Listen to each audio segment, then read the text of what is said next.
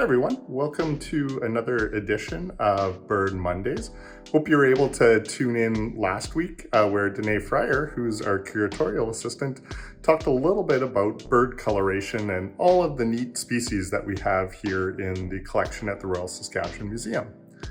Given that it's spring, moving on to summer, even though we've had some bad weather of late, thought it'd be a good idea to talk about some birds that are associated with wetlands or water here in Saskatchewan. So when you're in southern Saskatchewan and in northern Saskatchewan, areas around wetlands are probably one of the most biodiverse areas that you might find throughout the province. So let's go take a look at 3 species that you'll find in Saskatchewan's wetlands. Now, the first bird that we're going to look at is called the Wilson's snipe. This is a little small wetland-associated bird. It's one of the most abundant and widespread shorebirds in North America. Some people describe them as pudgy. They're kind of short and squat little birds. They've got a really long beak relative to its head. Their eyes are a little bit further back from their bill as well. And characteristic of most other shorebirds, Wilson snipe have really long legs relative to their body. Again, this is one of those birds that is really secretive in marshes around Saskatchewan, and so you'll probably hear them rather than see them. And at this time of year in the spring, you might hear Wilson snipe males doing their courtship display. What males will do is they'll fly around in a circle up in the air and they'll sometimes dive bomb down. And as they're dive bombing and as air passes through their tail feathers, it'll make a really interesting winnowing noise. So you might hear a Wilson snipe flying around a wetland near where you're living or near where your cabin is or you're camping for the summer. You might hear a really interesting winnowing sound, and that's probably a Wilson snipe doing its courtship display.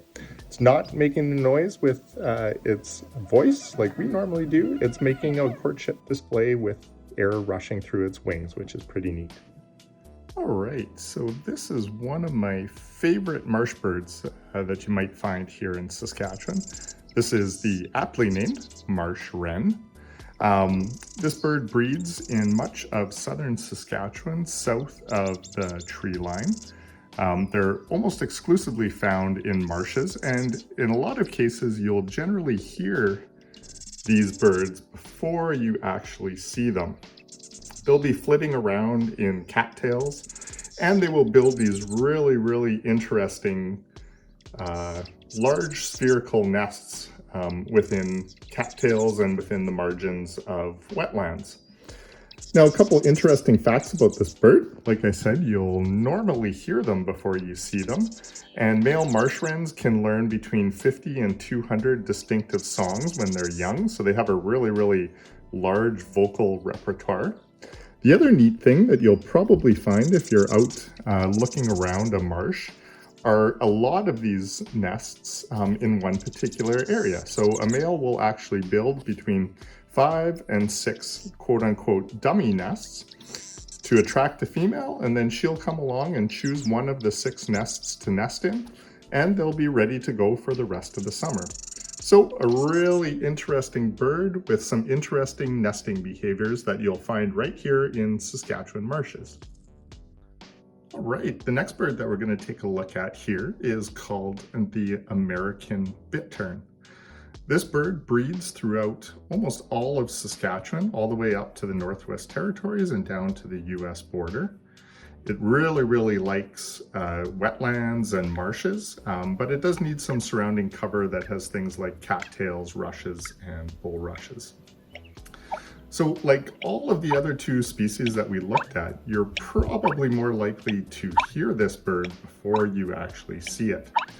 Some people have called this the water pump bird because it makes a really interesting sound like pump-er-lunk, or someone blowing over the lid of an open bottle.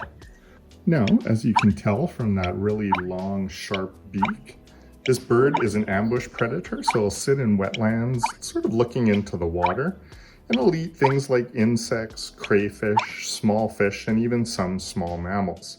So it'll sit and wait. When it sees something, it'll strike down really fast with that long, thin, and sharp bill. Now, another interesting behavior, if you do actually see this bird, if it's somewhat alarmed, what it'll do is it'll stand up really tall and stretch out, something like this. And what that allows the bird to do is, if you can imagine the background made up of a bunch of cattails, those feather patterns going up and down its breast and its chest really allows it to blend in with its surroundings and escape and evade predators. So keep on the lookout and keep your ears open if you manage to hear or see an American bittern in a Saskatchewan wetland this summer. Well, I hope you enjoyed that little tour of some wetland associated birds that we did this week. So I hope you get out this summer to go look for a Wilson snipe, an American bittern, or a marsh wren, and keep your ears open because you're more likely to hear them than you are to see them. So get out and explore some of the most biodiverse, rich areas that we have in the province, our wetlands. Thanks for tuning in, everyone, this week. Remember that if you have a question about birds, you can always get a hold of me by the Ask a Curator webpage on the Royal Saskatchewan Museum website. Happy Bird Monday.